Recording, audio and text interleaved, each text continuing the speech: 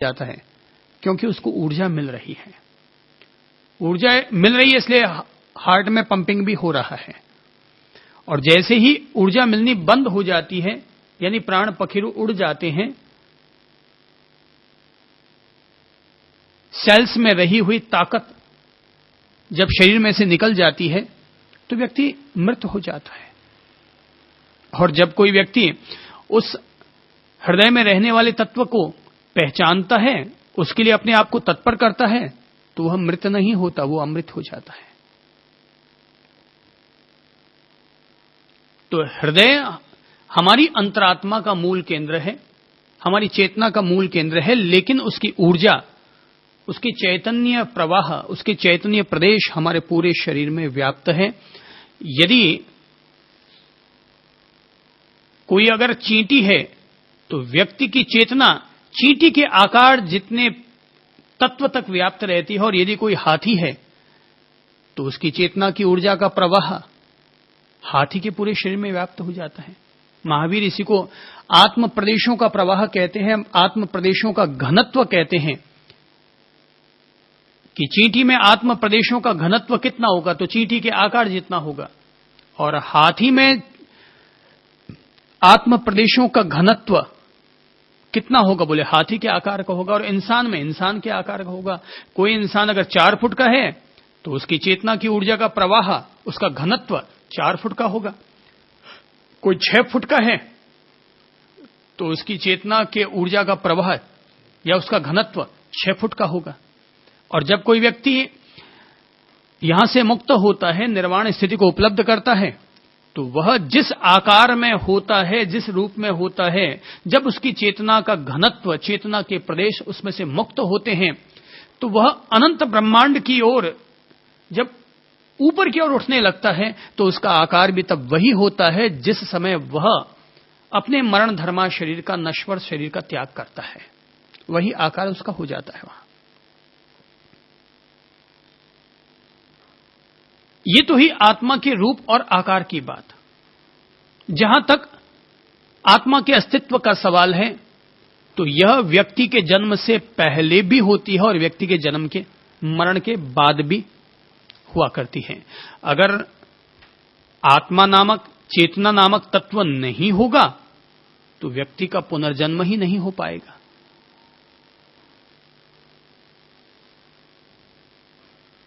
व्यक्ति के शरीर के द्वारा जब किसी भी तत्व का निर्माण होता है, किसी भी व्यक्ति का जन्म होता है, तो ध्यान रखो केवल यह नहीं है कि नर और मादा के शुक्राणु या अंडाणु मिलकर के ही किसी शरीर का निर्माण होता होगा। अगर अंडाणु और शुक्राणु मिलकर के ही सारे तत्वों का निर्माण हो सकता है, तो मनुष्य के शरीर में जब एक दफा शुक्राणुओं का निस्तार होता है, शुक्राणुओं का प्रवाह बहता है, तो बताते हैं कि उस समय उसके शरीर में इतने अधिक जीवाणु होते हैं, इतनी अधिक कोशिकाएं होती हैं कि एक बार के प्रवाह में 4000 नए इंसानों का निर्माण किया जा सकता है। यदि कोई व्यक्ति पशुओं के अस्पताल में चला जाए तो वहां के डॉक्टर आपको साफ तौर पर दिखा देंगे कि सांड का एक समय के जो शुक्राणु होते हैं उससे वे 100 मादा पशुओं को उनका गर्भाधान कर सकते हैं। उसको फिर वो लोग डिवाइडेड कर देते हैं। तो इससे ज्यादा डिवाइडेड कर नहीं पाए हैं अभी तक, लेकिन बताते हैं कि 4000 नए इंसानों का या नए शरीरों का निर्माण करने की क्षमता उसमें होती है। लेकिन हर शुक्राणु में से फिर भी इंसान का जन्म नहीं हो पाता, क्योंकि जब तक उसमें आत्म तत्व का प्रवेश नहीं होगा तब तक हर तत्व को जन्म नहीं दिया जा सकता।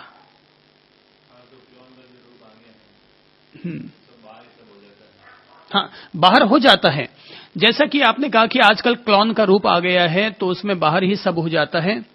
ऐसा है कि बाहर ही सब कुछ होता होगा, लेकिन जब तक उसके भीतर प्राण तत्व का जन्म नहीं होगा, जब तक किसी भी बैटरी में सेल नहीं लगाए जाएंगे तब तक उसमें से रोशनी हम पैदा नहीं कर पाएंगे। जरूरी नहीं है कि आत्म तत्व को प्रकट होने के लिए मां के गर्भ का ही आश्रय लेना पड़े।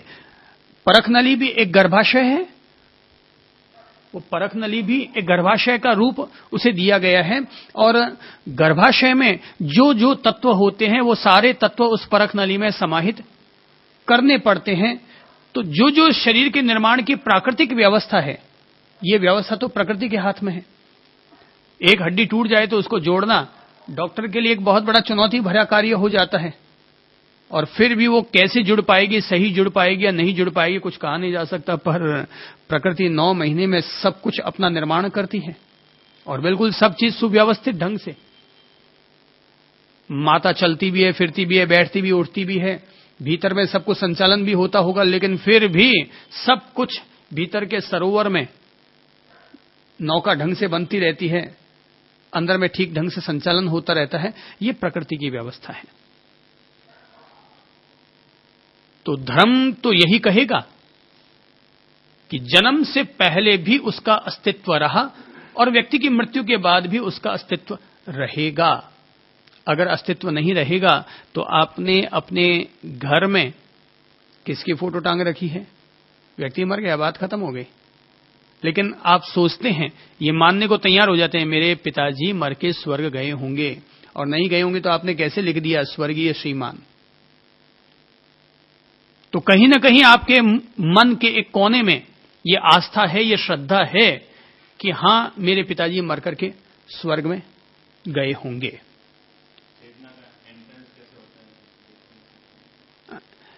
अब ये इसके बारे में अलग अलग कि भाई व्यक्ति का जब जन्म होता है तो चेतना का एंट्रेंस कैसे होता है, उसका प्रवेश कैसे होता है, तो इसके बारे में अलग अलग परंपराओं की अलग अलग मान्यता है। कुछ कहते हैं कि 9वें महीने में प्रवेश होता है, कुछ कहते हैं कि 3रे महीने में प्रवेश होता है, कुछ कहते हैं पहले महीने में प्रवेश होता है। मैं समझता हूं इस बिंदु पर मैं कुछ ना कहूं तो ज्यादा ठीक रहेगा, क्योंकि इसके बारे में ज्यादा अनुभवी हूं नहीं, और जब तक किसी भी पहलू का अगर 20% ज्ञान न हो जाए तब तक उसको अपने मुंह से बोलने का कोई अर्थ नहीं होता। केवल किताबों की पढ़ी हुई बात को कहने का अर्थ नहीं समझता। तो मैंने कहा कि व्यक्ति अगर मरता भी है तो मरने के बाद भी हम सभी लोगों के दिल में, मन के किसी न किसी कोने में यह आस्था जरूर रहती है कि मेरे पिताजी मर करके स्वर्ग गए होंगे, मेरे पिताजी चले गए तो मुझे उनके पीछे, उनकी याद में, उनकी स्मृति में अमुक दान करना चाहिए, अमुक प्याऊ बनानी चाहिए, अमुक नेक कार्य करने चाहिए। तो अगर ये श्रद्धा न होती तो इंसान क्यों करता? तो कहीं न कहीं हमारे मन के कोने में ये आस्था समाहित है। पहले तो अपन जब एक पहलू को छू रहे हैं तो ये समझ लें कि जब व्यक्ति की चेतना, व्यक्ति की आत्मा शरीर को छोड़कर जाती है तो जरूर कहीं न कहीं उसका प्रवेश होता है। और हम लोग पूरी श्रद्धा के साथ अगर नहीं भी मानते हैं तो भी मन के एक कोने में थोड़ी बहुत तो ये श्रद्धा होती ही है कि हमारे पिताजी, हमारे दादाजी मर करके स्वर्ग में गए होंगे। तभी तो लोग उनकी स्मृति में कोई चर्च बनाता है, कोई मंदिर बनाता है, कोई दान करता है, कोई पुण्य करता है। ये सब बातें होती हैं। मैंने एक छोटी सी कहानी सुनी है, अच्छी कहानी है, और कहानी का सार यह है कि एक इंसान की लड़की मर जाती है।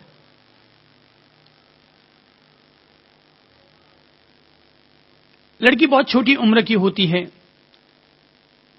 पिताजी हर समय बेटी की याद में मशगूल रहते हैं, चिंतित रहते हैं, रोते रहते हैं। रात रात भर नींद नहीं आती, खाना खाने बैठते बेटी की याद आ जाती है, रोटी नहीं खा पाते। ऐसे दिन बीतते रहते हैं। एक दिन वो एक रात सपना देखते हैं, और सपने में देखते हैं कि उनकी आंखों के सामने परीलोक आया हुआ है, और वहां पर नन्ही नन्ही छोटी छोटी परियां कोई उड़ रही हैं, कोई आ जा रही हैं। और उन्होंने देखा कि मशाल हाथ में थामे नन्ही नन्ही परियां एक शोभा यात्रा निकाल रही हैं। तो सबके हाथ में मशाल जली हुई है, मोमबत्तियां जली हुई है, पर उनमें से एक लड़की ऐसी थी जिसकी मोमबत्ती, जिसकी मशाल बुझी हुई थी। तो पिता ने या उस व्यक्ति ने उस बच्ची को ध्यान से देखा, वो वहां रुके और बच्ची से कहा कि बेटा, तुम्हारी मोमबत्ती बुझी हुई क्यों है? इतना सुनने पर परी ने अपने सिर पर आए हुए बाल हटाए तो झट से पहचान गया, यह और कोई नहीं, मेरी अपनी ही बेटी है।